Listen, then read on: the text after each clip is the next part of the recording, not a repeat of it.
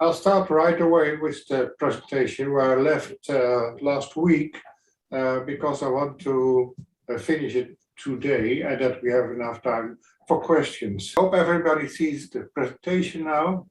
The quantum collapse. That's where we left the last time. And well, again, yeah, perhaps a little bit too much sound, yeah. But I love these little tricks in my presentations. It's a probability wave, at least if you believe the Copenhagen interpretation of Bohr and Heisenberg. We'll see later on that is very probably the case. But for now, we'll assume it's really a probability wave. What does that mean? That the value of the wave at a certain place and time gives us the probability of finding the particle at that location at that time when we do a measurement. And that's strange. How does it come that a probability wave changes into a particle of matter? Yeah? When we observe, well, this is the same as a measurement. When we measure a particle, the wave ends abruptly. It's not there again. You see the particle. That's what we call the quantum collapse. And how does the quantum collapse come about? And how do we collapse the wave? That's a big question. Something unknown is we don't know what that is, what our theory amounts to. Yeah, from Arthur Eddington. Well, we'll try to know something. Yeah, we don't give up. Bohr and Heisenberg tried to answer that quantum collapse question. That's what they told us. It's a probability wave and it is not material. That's quite a proposition to make. Not material in a physics environment. And then they thought about what is the cause of the collapse. They didn't mention the observer. It was mainly Bohr, who thought that the measuring instrument did it. It's the size of the measuring instrument that would cause the collapse of the quantum wave. It's still a mystery, a probability wave. Can you imagine a wave of numbers between 0 and 1? For that's a probability. Each probability is a number between 0 and 1. If the probability is 1, it's there's no probability anymore. It's sure. Yeah? If the probability is 0, it's not there. And everything in between. But it is a number. And so there was a colleague of them. He argued against this second assumption of Bohr and Heisenberg. Von Neumann said, and therefore this little animation, waves do not collapse each other. Why do I say that? Every large object, a measurement instrument, for instance, is a composition of quantum objects, of atoms, and every atom is a quantum object. So it's a wave. Every object is a composition of probability waves when not observed. Size cannot be a relevant thing. The wave of a single object just entangles with the composite wave of the measuring instrument. just like waves on the ocean. They run through each other, but they do not collapse or something like that. So von Neumann argued, he said, no, a material object is able to cause the collapse of the material wave. Material things cannot do that. The cause, he said, must be immaterial. Well, then he said, consciousness is a good candidate. Why? Well, because it's also immaterial. Well, this is a little bit of a logic. When I say two things are not green, they're not necessarily the same color. But all right, I think von Neumann was thinking properly. Because information is doing the job. If you're shooting electrons, photons, even larger objects, viruses even, if you shoot them at a double slit, they'll create an interference pattern with fringes on the screen, like you see here. And well, when we are observing the slits, it's that we know which slit each electron passed. When we do that, the fringes disappear. There are no fringes anymore. A little bit of an explanation is this.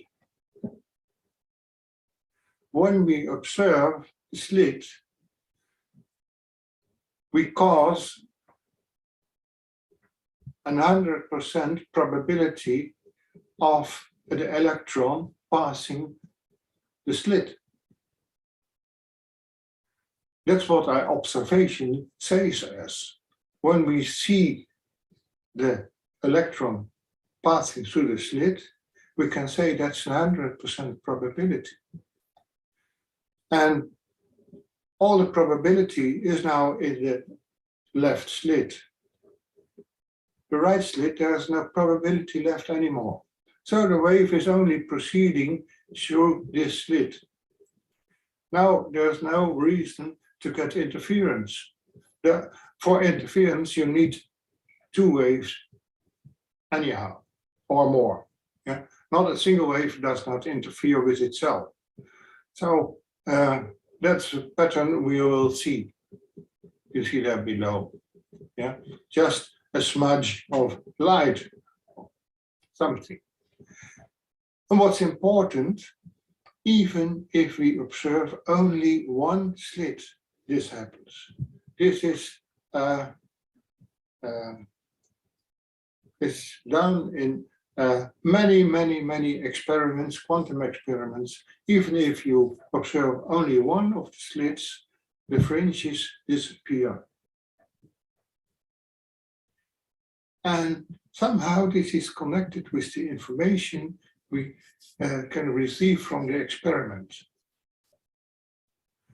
When we observe only one slit and we know that there was an electron that had passed through the double slit and we don't see it, we know immediately that it had to go through the other slit. And that's what information does within our minds.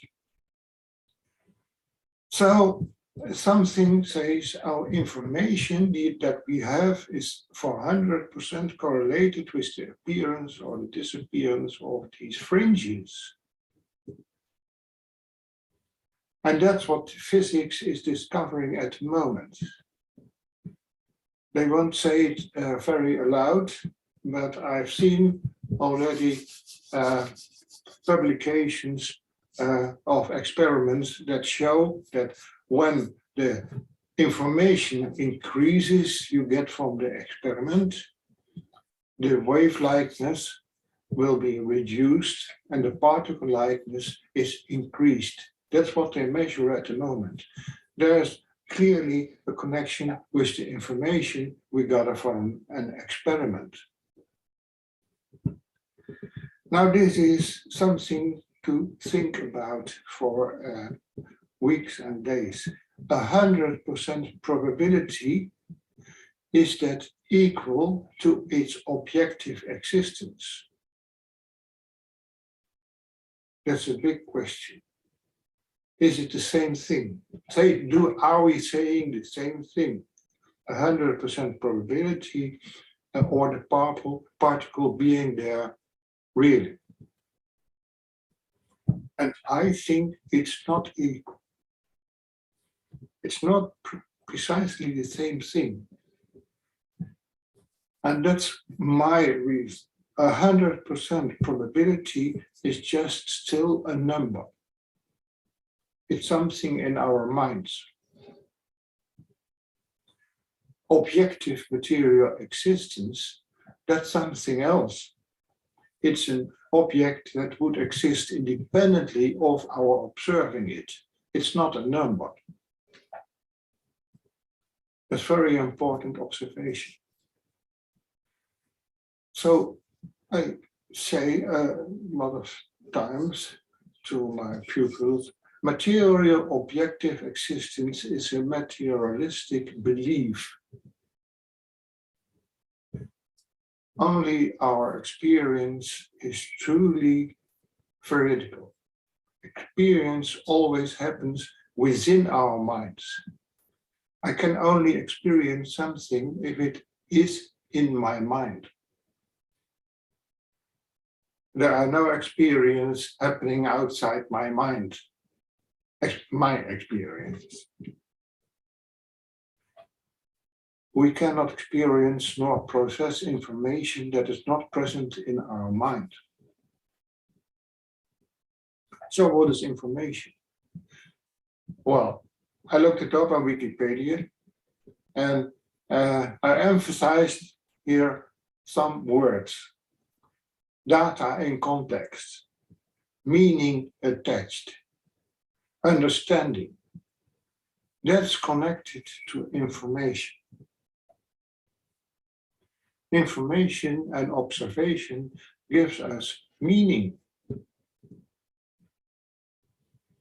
So that's what quantum physics says. Observation of the world creates the world from information. And it's not only that we experience it, we can measure this with experiments. It's the message of quantum physics. What's the message of this if we think a little bit more about it? I don't like the Schrödinger experiment because of the cat. This evening I saw a lot of cat lovers here, so I don't think they love the experiment too. So I want to do it a little bit different. But Schrödinger proposed this experiment because he couldn't agree with the Copenhagen interpretation. But let's follow this Copenhagen interpretation. The quantum wave is a probability wave which collapses on observation. It's not material, and when we observe it, it will collapse into matter. Anyhow, I don't know matter, but perhaps in experience. A measurement is an observation. I hope you're okay. So this is a thought experiment, not the Schrödinger cat experiment, but we will use a simple stopwatch there. We take a box that we can close hermetically. So nothing of information comes out of the box when we have closed it. What's in the box? That's what Schrödinger also proposed, a radioactive atom with an average lifespan of 1 hour. This is an expectation. It's an unpredictable quantum probability. We don't know if it will happen, when it will happen. We don't know why it will happen, but it will happen sometime. And on average, it will be decayed in 1 hour. That's what we know. Second thing in the box is a Geiger counter that's connected to a running stopwatch. What does it? If the radioactive atom splits, the Geiger counter stops the stopwatch. That's all what happens. No cat is coming to an end. So we close the box and we wait an hour. The contents of the box are not observed. It's closed hermetically. And the contents are therefore entangled in an immaterial quantum state as the waves of probability of a decayed atom and a stopped stopwatch, and not or, but and a non-decayed atom and a running stopwatch. Both probabilities are in the box. We don't know still what's in the box, but the probabilities are there. We wait an hour, we open the box, and we look. This is a little picture. We see that the stopwatch was stopped at 44 minutes. Now think about the implications. We collapsed the entangled state wave and we materialized its contents by opening the box at that moment. Before, it was a non-material quantum wave with all the probabilities that were there. We manifested at the moment of opening the box stopwatch pointing at a time 16 minutes ago. So we manifested the stopping of the stopwatch backwards in time by our observation. Voila! We not only manifest matter, we manifest time by observing the world. That's also the message of quantum physics. Anyhow, it's the message of the Copenhagen interpretation. Well, it's only one of the interpretations of quantum physics, but the Copenhagen interpretation is confirmed by delayed choice experiments. I want to say something about that. There's a lot to find on internet about delayed choice experiments. And the experiment that you find most is a flawed experiment. That's sorry. And a lot of physicists don't like the outcome of the delayed choice experiments. And so they always talk about the flawed experiment. But there's an experiment done in 2007 that's not flawed. We'll see about that. And they don't talk about that. I don't know if you know Sabine Hossenfelder. Yeah, she does very good YouTube video presentations about quantum physics. So, and well, I think she's beating a dead horse in this context. What's a delayed choice experiment? Well, we send a quantum object in an instrument. It encounters on its way a split to the detector. You can choose, it can go two ways, a double slit. If it is a particle, it must make a choice, left or right, not both. If it's a wave, it can go through both slits. That's a wave. If it's a particle, we won't see interference, those fringes. Remember? If it's a wave, we will see interference, fringes. In the delayed choice experiments, it was measured which choice had been made, a particle or wave, when going through the slits. The particle was choosing to go its way. Was it going like a wave or was it going like a particle through the slits? It was measured, but they made the experiment so that sometimes the measurement information was erased in an unpredictable random way. Sometimes not, sometimes it was erased after the object had already passed the double slit and has made a choice. So it had made already a choice for how to behave, and then we are going to measure sometimes, sometimes we're not. When you do not erase this information,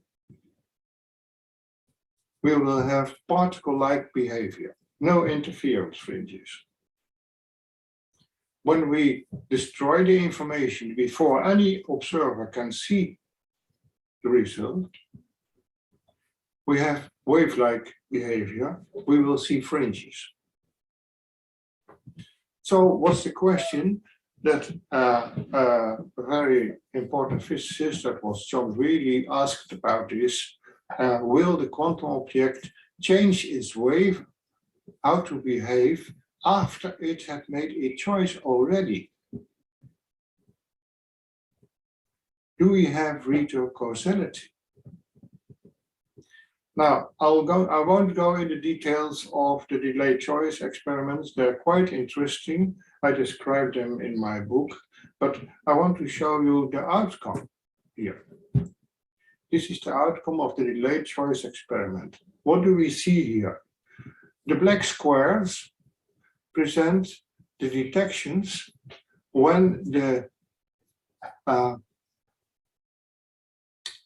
chosen slit was, the information about the chosen slit was preserved.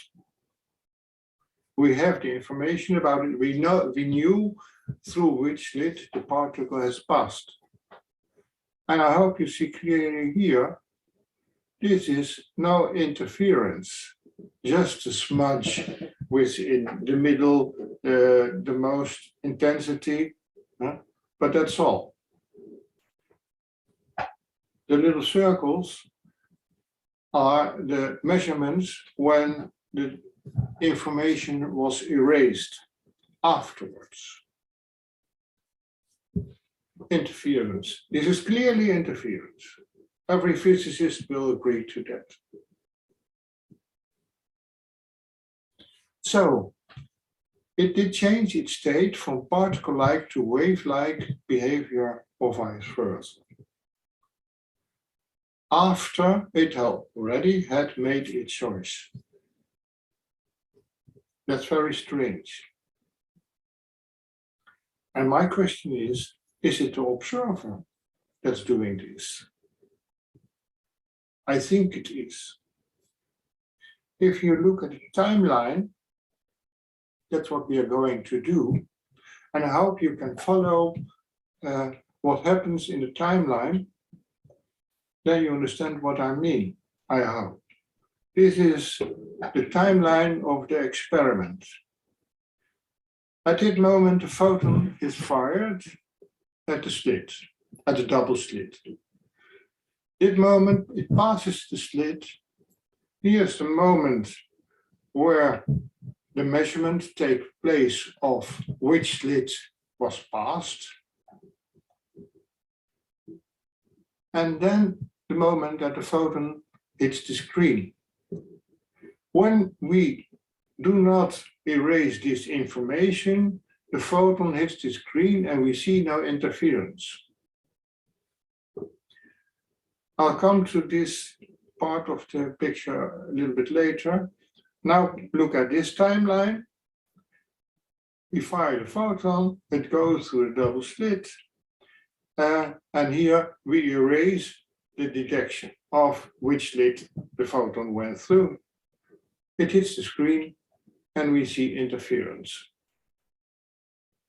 This seems that the registration and destroying it or not seems to affect the interference, and interference can only happen when the photon chose its way to go through the slit at this point in time.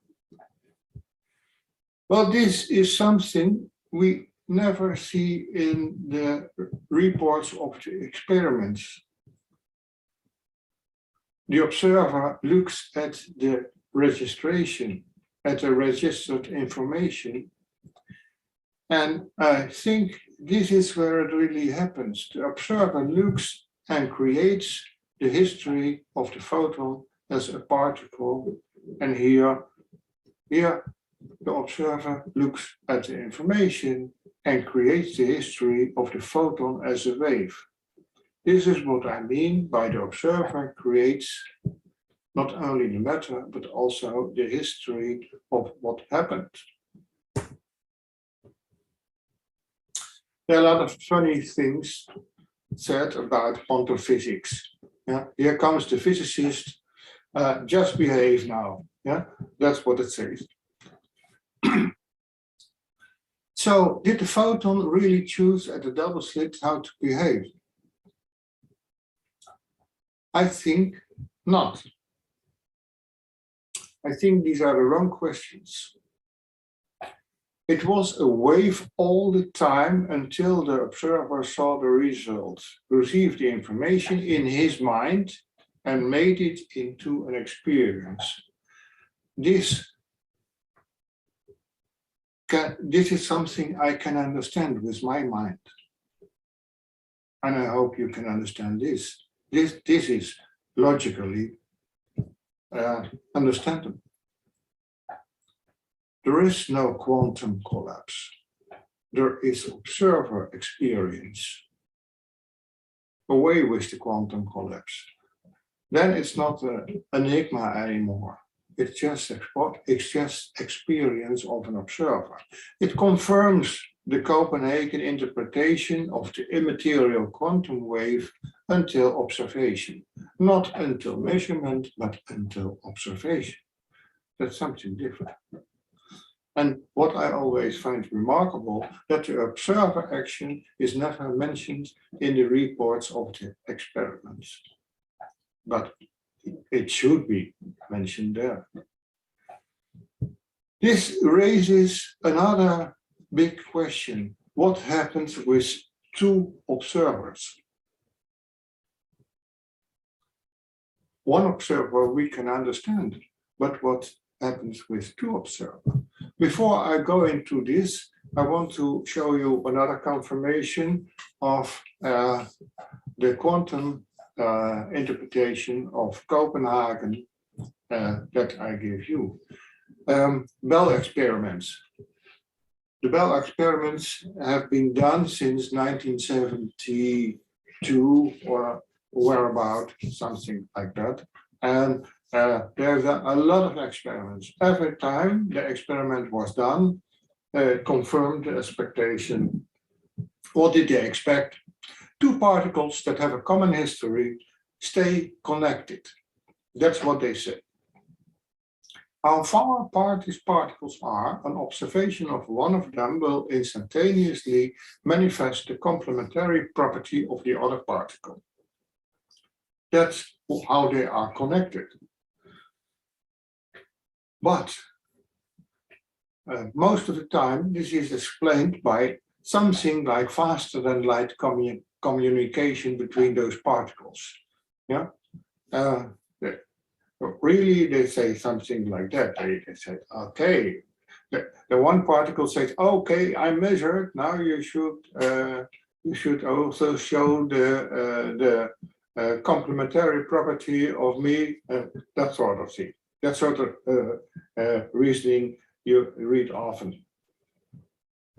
But I say, if the observer manifests reality, and this is important, he knows that the particles have a common history, he will manifest the experience of the particles accordingly. That's what happens. It happens with the mind of the observer. There's no problem at all with this experiment. It's observers. But then we have another question. What happens with 2 or more observers? I'll be short about that. I'm almost finished now. Yeah. Perhaps there's only one observer in the universe, which smells of solipsism. I don't think so. I think all observers are non-locally connected. Non-locally means instantaneously. This is what telepathy tells us. Telepathy is not affected by distance, by time. It's immediate connection. Yeah? All observers are just connecting. So dividedness, that's the illusion we live in. We are not really divided. We're all connected. That's what I wanted to say. Now, yes, you all wanted to know the connection between survival hypothesis and the afterlife. Well, if the observer's mind creates the experience of matter, I don't say the mind creates matter, I say the mind creates the experience of matter. That's what I dare to say. I don't dare to say it creates matter. Mind is so the primary stuff of our reality where we live. Logically, mind cannot be the product of matter because matter is created by the mind. It cannot be, if matter is created by the mind, that matter creates the mind.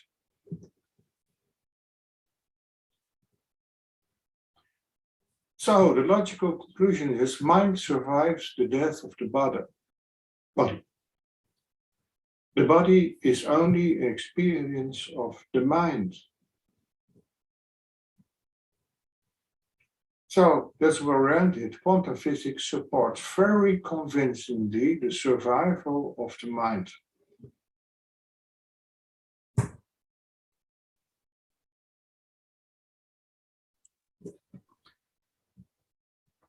For more information, I invite you to my website, quantumphysicsconsciousness.eu.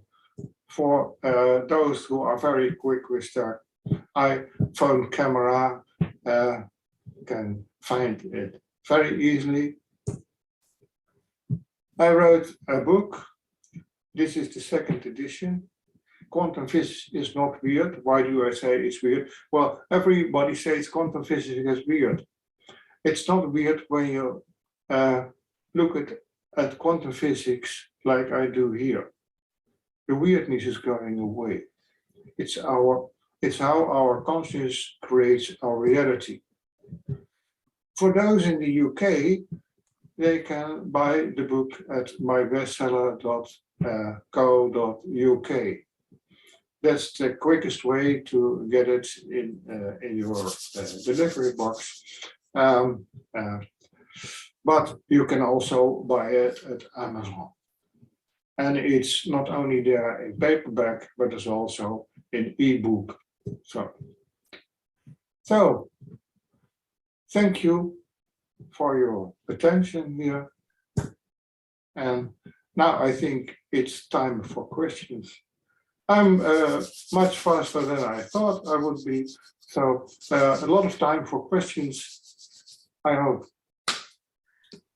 Thank you, Paul. Thank you, Paul. Can I ask you to stop sharing just so that we can... I stopped the share. Stop share. Okay. There we go. Yeah. Okay, now we can see people. Paul, are you able to, do you want me to read the questions out to you? as we did last week, or are you able to listen to yeah. people? Well,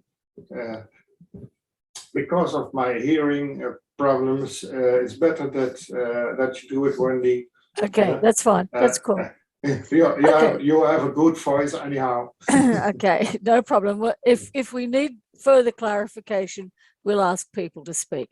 So could you please just put your questions in the chat window, and I will endeavor to read them.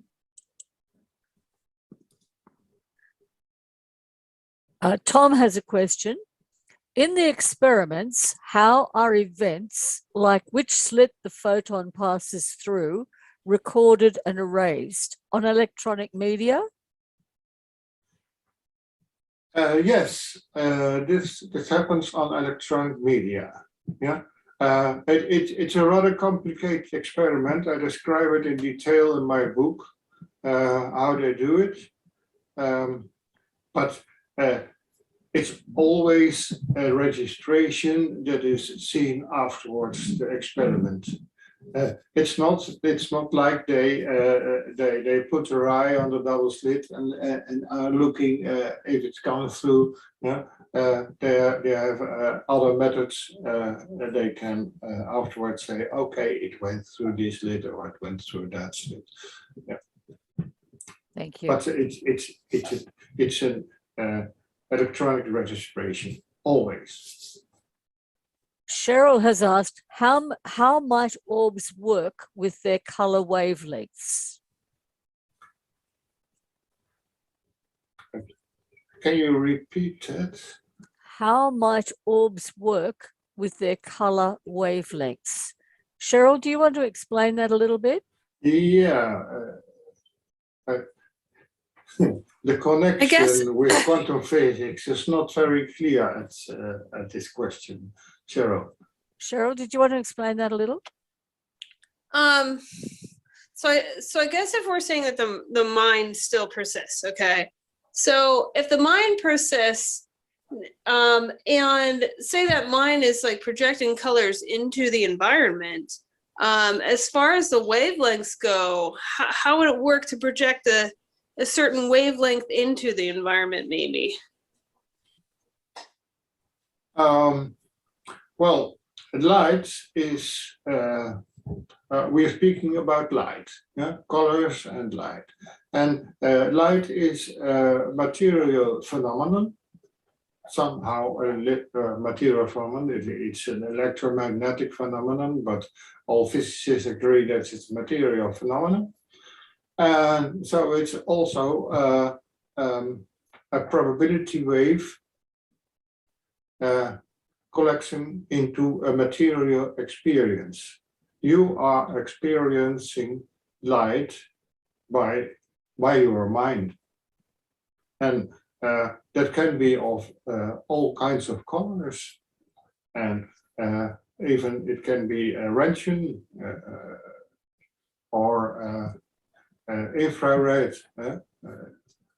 All these kind of colors are just material and coming into existence because you are observing it.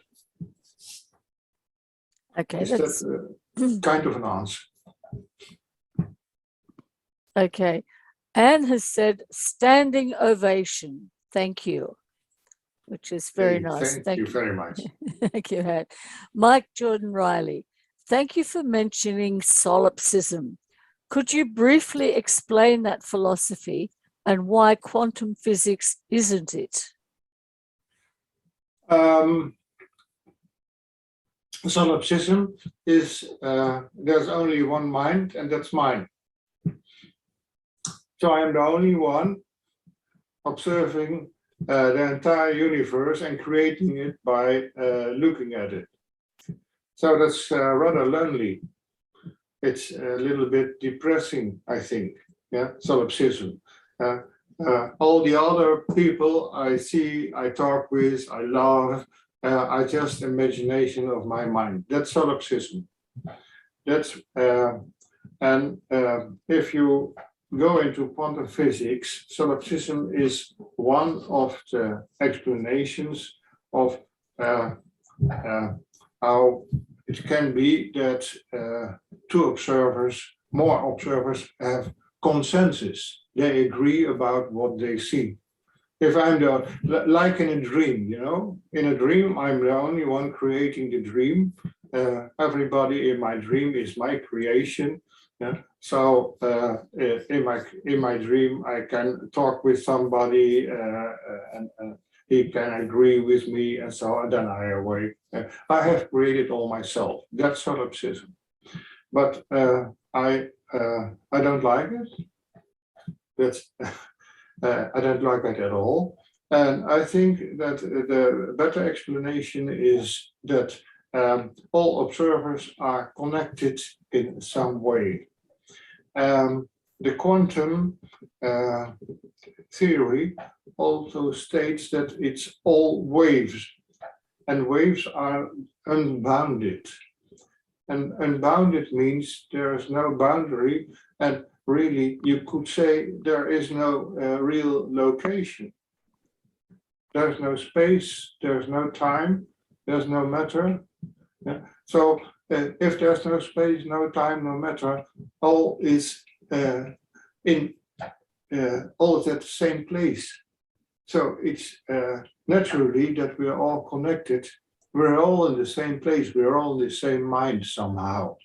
But it's my preference for the explanation that we're all connected, and a lot of experiments in parapsychology do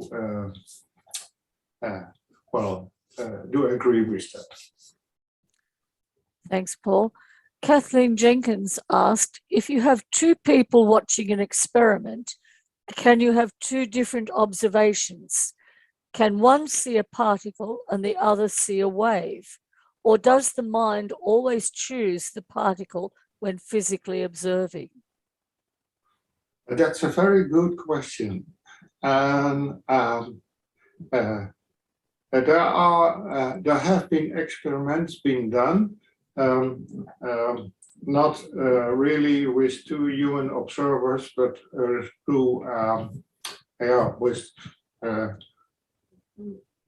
two devices. Yeah, and the result of the experiment is that it is not necessary that two observers see the same thing.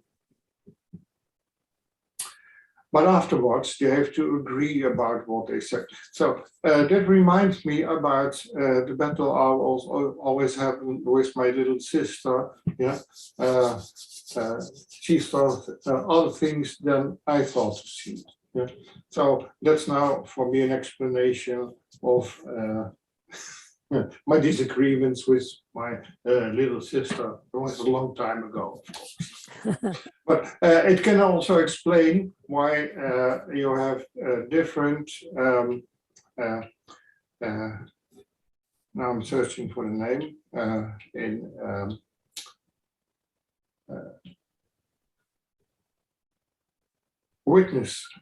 Witnesses can tell different tales. And we always say, oh, okay, some of the witnesses didn't see it well. That's the normal explanation. But perhaps both witnesses who tell a different story saw their own reality. It's a possibility. Right.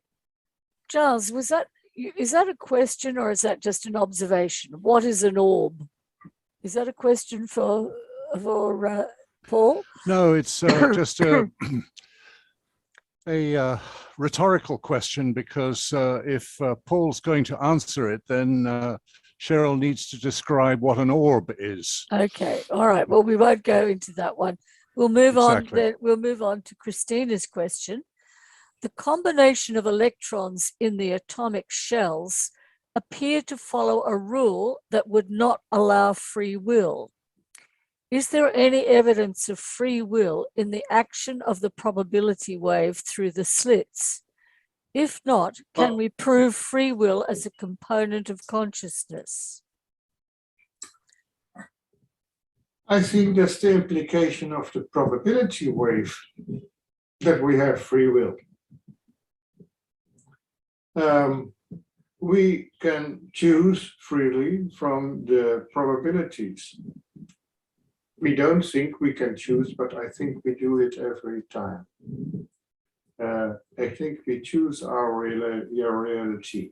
And so just quantum physics freed physics from the ideas of Mr. Laplace that everything was determined and we had no real free will. There are still a lot of physicists who believe everything is determined, but I don't think so. Quantum physics just gives us back the free choice of our environment, of the world we experience. Thank you. Steve Fryer says, one of my favorite artists, Jope Beving on solipsism.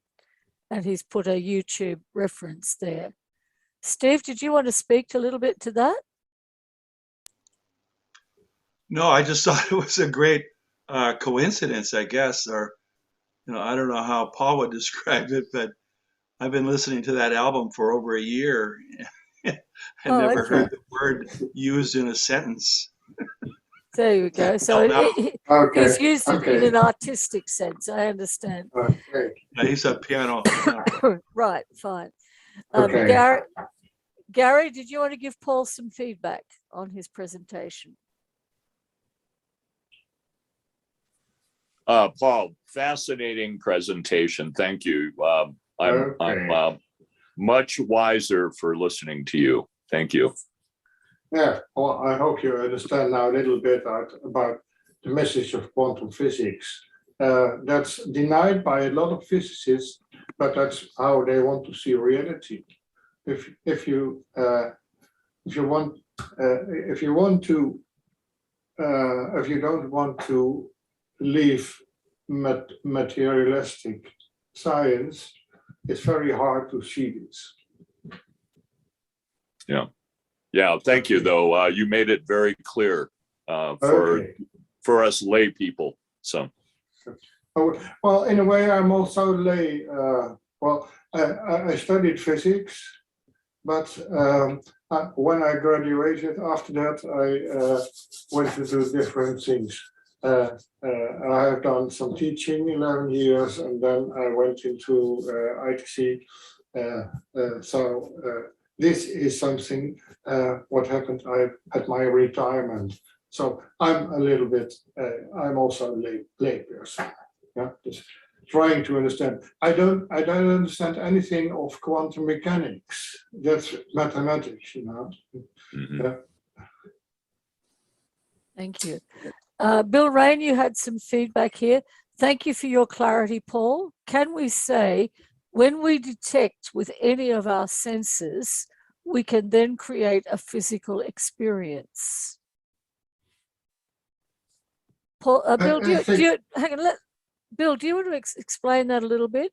Can you expand that? Good evening, Paul. Hi.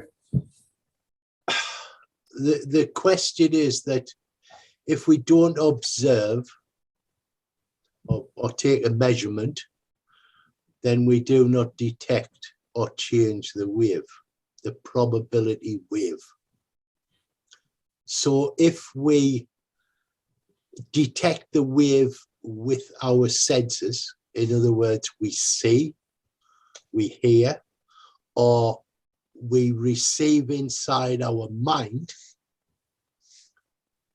this will then create an experience that we can retain in our memory.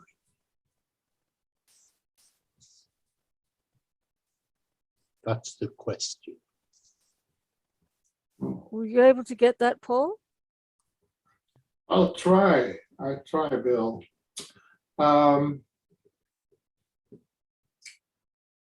We are mostly hampered by our idea of duality. I mean, there's mind and there's matter. I see a lot of people struggling with that idea. in my opinion, matter is just an experience, and we do not, and I think what Bill said something about seeing the wave. Well, we never see the wave. The wave is also something of the mind.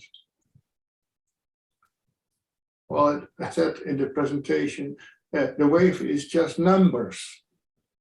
And what are numbers? Where do we find numbers? In our mind. Numbers are not matter. Yes?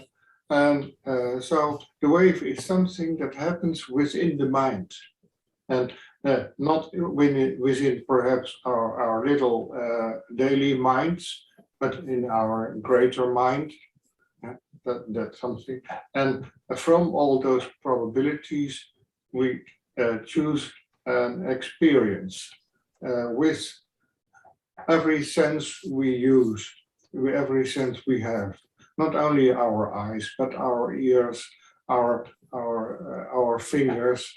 Every sensation coming into our mind is an experience materializing in a way. Yeah?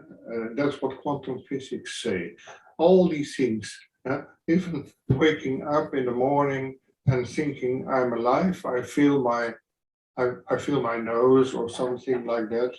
It's an experience materializing in the mind. I hope that's a little bit of an answer for you, Bill. Yes, it is, Paul, because what you are actually saying is that through the sensation of touch, my nose, then that creates the experience. So for a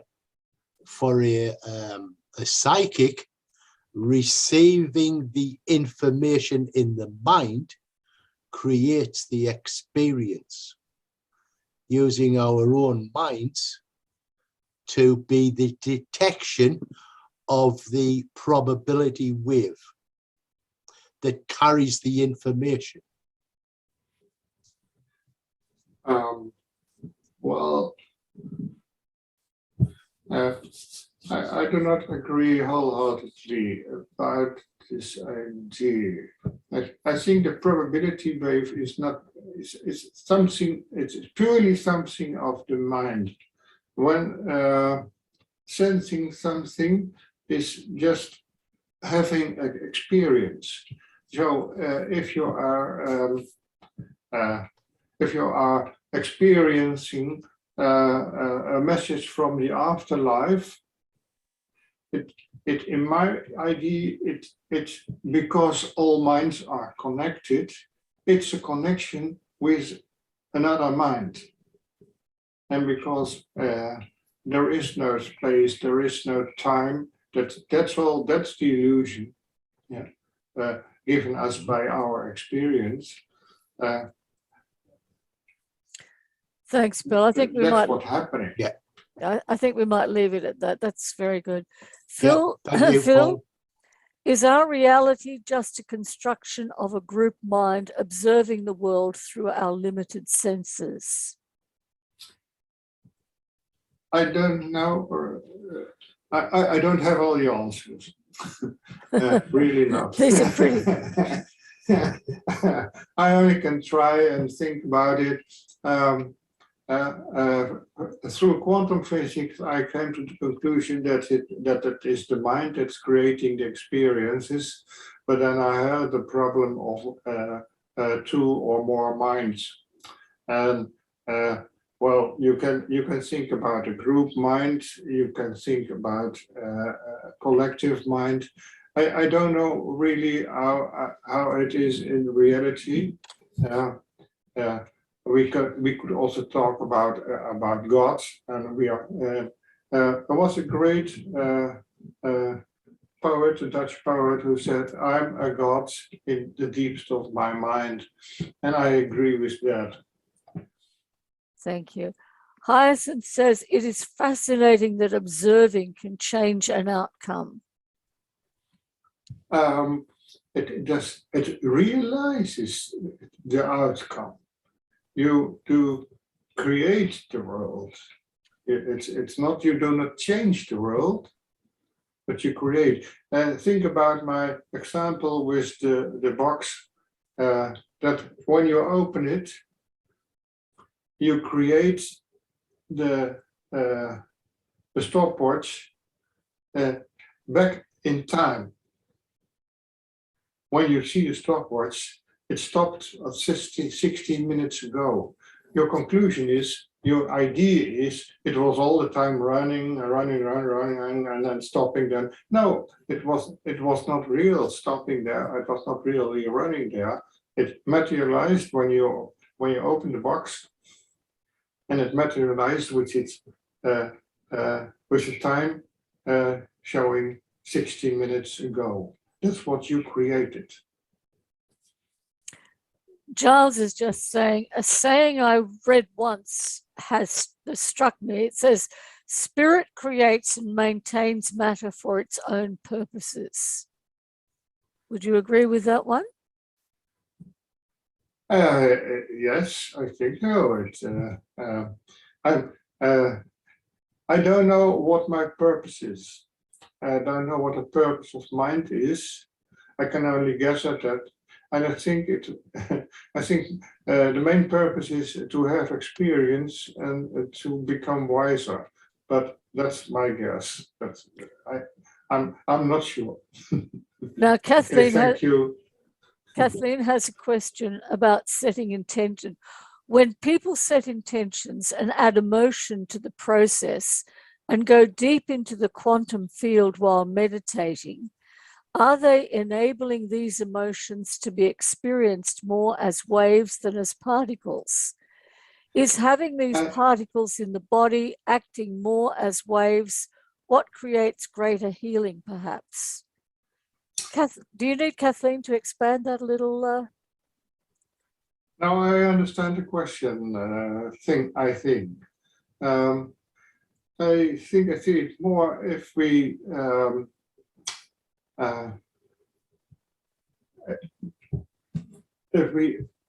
do together something.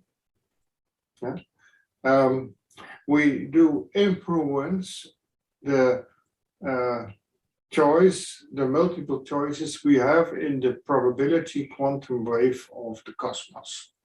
You can see the universe is one great probability wave containing all the probabilities there are. But you can skew that by your intention.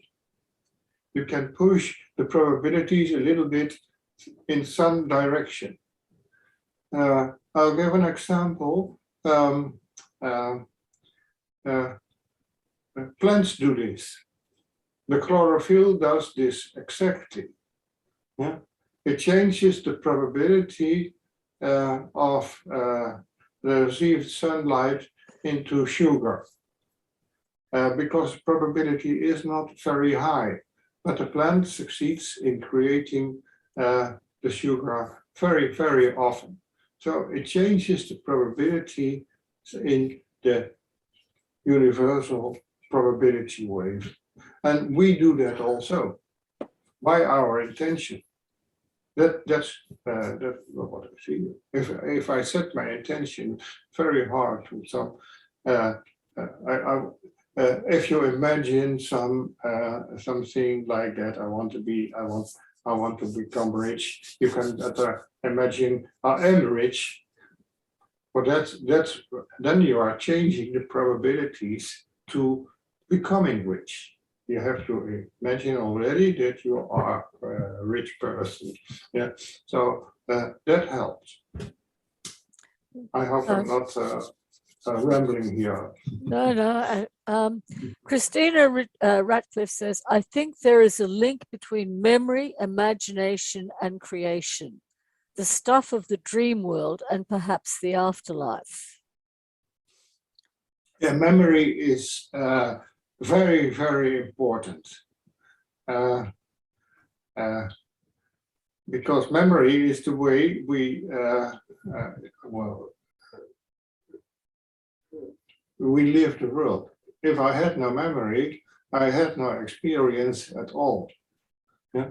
So memory is a very important component of our mind. But I always ask myself, how does it work? Where does it come from? How do I know? I have a lot of time. I have trouble finding a word or a name of a friend. Yeah, I'm lost for a name. And then someone says, someone does a suggestion. I say, no, that's not. How do I know if I don't remember the name? That's not the name.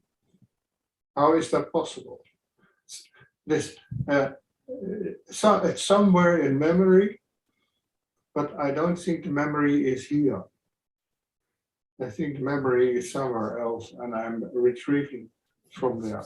And well, it's needed in this kind of environment where we live in. We need memory to know what we did, and not only that, we need also need memory to be able to choose free our future. Thank you. Well, I think that comes to the end of the questions. Jane says, thank you so much, Paul. Fascinating program. I so appreciate you. And thank you to everybody for the great questions, comments, and resources. Okay, Kathleen, Paul answered my questions with the stopwatch in the box. If you are in the field of probability that you are healed, then when the box is opened at the moment of, sorry, Kathleen, it's easier if you say this. Kathleen, yeah, can you explain? My understanding is if you are deeply in meditation in the quantum field and you see yourself as being healed, and in your case, you opened the box and you went back in time into that state of probability where you were healed, people can come out of the meditation and be healed. And I have seen that happen. And I think that's how that magic occurs in the quantum, because you stepped into the new state of being. Does I think That's fascinating, Kathleen. yeah, I think you're right. Yeah, I think I can agree with that. Yeah, I just wasn't expressing it, but I've experienced and seen and witnessed people coming from serious illnesses, getting their sight back, being able to walk, their skin healing after having been in the quantum field in deep meditation for hours. That's wonderful. And I can I phrase it a little bit different? Please. What I'm saying is that we are creating our reality. Yes. Yeah? And I think you're saying the same thing. We create our reality that we want to experience. Yeah? It's something that our mind does. I'm a little bit losing the line of reasoning here. But I agree totally anyhow with you that it's you can set your intention to a healed state. When you mentioned that, you can indeed change reality, because reality is not really matter. That's what we think it is, but reality, matter is not real. So everything is fluent, changeable. Yeah? Yes, and thank you. And that's how being a placebo works. The placebo works. That's how the placebo and nocebo work. Yes, really. Thank you. So, Paul, how does this change your life on a day-to-day basis? Understanding this, what difference has it made for you in your way of being in the world?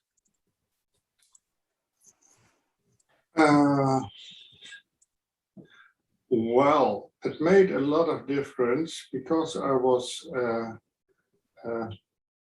was grown up in a Catholic environment and afraid of everything, the devil, hell, and all those things. And I'm quite happy I lost that. You know, I don't fear anymore. I don't fear death. I don't fear problems. Sometimes I can get a little bit mad. Something I can but I have no fear really. I can be a little bit nervous. For an hour ago, I was a little bit nervous, you know, but I have no fear. I know I can do everything I want. That's what changed.